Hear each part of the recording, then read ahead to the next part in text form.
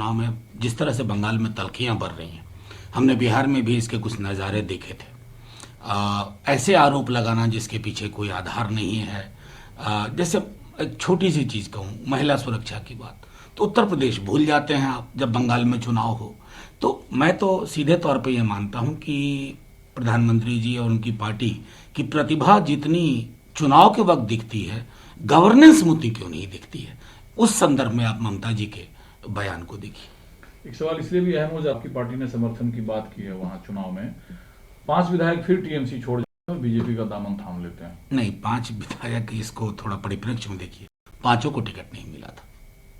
जब टिकट उनको डिनाई हुआ है तब वो बीजेपी में जा रहे हैं। तो वैसे भी हम तो लगातार देख रहे हैं कि बीजेपी ने तो एक अद्भुत कला विकसित कर ली है कि वैचारिक राजनीतिक रुझान कुछ भी रहे, दरवाजा खुला हुआ है, रिक्रूटमेंट चालू है और वो सब कुछ होता रहता है। एक विधायक पर सरकार बना सकते हैं, हारने के बाद सरकार में आ सकते हैं। तो तमाम तरह के जो मॉडल्स आप सोच सकते हैं वो मॉडल आपको बीजेपी ने बीते 7 वर्षों में दिया। मध्य प्रदेश में जो फ्रीडम ऑफ, अलग अलग राज्यों में जो हुआ है इस तरह का बिल, एक ही चीज है कि जिस मुल्क में बेरोजगारी चरम पे हो, किसान बॉर्डर्स पे बैठे हुए हों, जिस मुल्क में महंगाई लोगों की कमर तोड़ चुकी हो, मतलब उस मुल्क की प्राथमिकता, जहां अर्थव्यवस्था लहलुहान हो, उस मुल्क की प्राथमिकताओं में अगर ये बिल्स हैं तो मुझे शक है कि लोकतांत्रिक व्यवस्था में गवर्नेंस के कोर मुद्दे क्या है। अब भुखमरी पे बात ना हो ना, बेरोजगारी पे बात ना हो। मुझे तो बहुत खुशी होती कि अगर मध्य प्रदेश सरकार राइट टू वर्क पे काम करती या अलग अलग सरकारें राइट टू वर्क को जमीन पे उतारती, तब बात होती। लेकिन हाउस को स्थगित करना पड़ता है। दूसरी तरफ टीएमसी के ही फ्लोर लीडर लोग कहते हैं कि 5 राज्यों में चुनाव है तो अभी फिलहाल संसद सत्रों को स्थगित कर दिया जाए। देखिए, 2 चीजें अलग अलग हैं। ईंधन को लेकर के आज विपक्ष ने सदन में जो रखा, जाहिर है कि चिंता तो सरकार को भी होनी चाहिए ना कि निम्न आय वर्ग, मध्यम वर्ग और निम्न वर्गों की थाली की साइज अब छोटी कर रहे हैं, उसे जिंदगी में अंधकार के सिवा कुछ नहीं दिख रहा। तो सरकार किसके सरोकार के लिए? आम लोगों के लिए नहीं है। अगर आम लोगों के लिए है तो जनप्रतिनिधियों का क्या काम है? वो सदन में ना चाहें कि उस पर चर्चा हो, ताकि चर्चा से एक विशद जब समग्र चिंतन होगा तो शायद कोई हल भी निकले, सरकार को भी लगे कि ये किया जा सकता है। रही बात तृणमूल कांग्रेस और इवन डीएमके के कुछ साथियों ने ये बात रखी कि चुनाव के मद्देनजर, तो मैं समझता हूं ये मूलतः सब दलों की राय ली गई। मूलतः दोनों पीठासीन लोकसभा के स्पीकर साहब और राज्यसभा के हमारे चेयरमैन साहब वो बैठेंगे और फैसला लेंगे।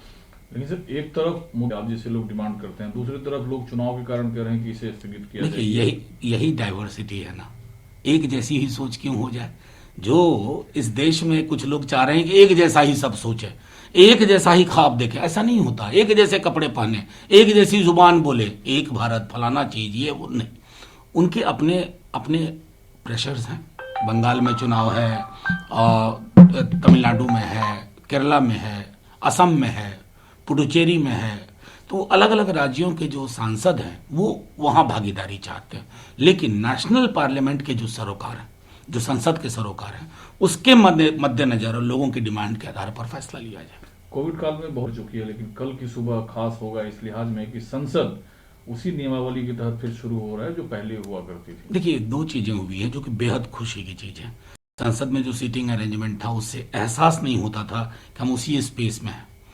वो स्पेस अपने आप में बहुत महत्वपूर्ण है। ये मैं समझता हूं कि नॉर्मलाइजेशन की तरफ एक कदम है और ये बेहद ही स्वागत योग्य है, क्योंकि कोई लोकसभा में थे, कोई चैम्बर में थे, गैलरी में थे, कोई चैम्बर में है, तो उससे एक साम्य सा नहीं बनता था। शायद कल से वो बेहतर होगा। एक जो है वेतन की जो कैपिंग है, उसको लेकर सुप्रीम कोर्ट ने कहा है कि इसको एक बार फिर से देखा जा सकता है, समझा जा सकता है। देखिए, मेरे दल का एक पक्ष है इसमें और लगातार मैं कह रहा हूं 2-3 चीजें एक साथ देखनी होगी। एक रोहिणी कमीशन है। हमारा मानना है कि रोहिणी कमीशन सब कैटेगराइजेशन के लिए, लेकिन सब कैटेगराइजेशन से पहले आपको सॉलिड डेटाबेस चाहिए। वो कहां से मिलेगा? वो मिलेगा SECC का बेस्ड सेंसस 21 में सेंसस हो जो हो रहा है उसमें जातीय जनगणना होनी चाहिए, ताकि एक बार आपके पास एक आधार होगा, सोशियो इकोनॉमिक लोकेशन लोगों की क्या है, अवस्थिति क्या है, कौन कहाँ खड़ा है, कौन किस पायदान पे है, वो होगा, तब चल करके आपको जो हालात हैं देश में असमानता के, मैं समझता हूं कि ये 50% के कैप को रिविजिट करना होगा। ठीक, बाटला हाउस इनकाउंटर हुआ था, उसमें दिल्ली की अदालत ने आरिज खान को दोषी करार दिया है। देखिए, ये एक प्रक्रिया का हिस्सा है, इसे होने दीजिए, लेकिन साथ ही साथ देखिए कि अभी मैं देख रहा था कि गुजरात से एक खबर आई थी, 20 बरस जेल में गुजारने के बाद पता चला कि निर्दोष है। तो पूरा जुडिशियल जो आर्किटेक्चर है हमारा, उसकी अभी तक की रही थी कि कोई निर्दोष ना फंसे, ना फंसाया जाए। उस तरह की व्यवस्थाएं आगे भी उपलब्ध हैं, और मैं समझता हूं कि इस एनकाउंटर में ये फैसला जिस कोर्ट का है उसके आधार पर आगे कार्रवाई हो। 3 महत्वपूर्ण ने कहा कि 1,000 रुपए नगद सहायता राशि गृहिणियों को दिया जाएगा। पंजाब ने 1,13,000 किसानों के लिए 1,186 करोड़ रुपए ऋण माफ करने की बात कही, और महाराष्ट्र सरकार ने जो ऋण है किसानों पर उस पर 0% ब्याज की बात कही, ब्याज सरकार चुकाएगी। देखिए, ये सब कुछ हो रहा है कि आपको पोस्ट पैंडेमिक से पहले भी स्थिति बहुत खराब थी। पैंडेमिक के अब के दौर में आप देख रहे हैं कि अर्थव्यवस्था का वैसे समूह जिनको मदद की जरूरत है उन्हें मदद नहीं मिल पा रही। तो ये छोटी छोटी पहलकदमियां लोगों की जिंदगी में थोड़ा रिलीफ देगी, और मैं समझता हूं कि केंद्र को भी एक मदद का दायरा बड़ा करना होगा, टोकनिज्म से ऊपर उठना होगा।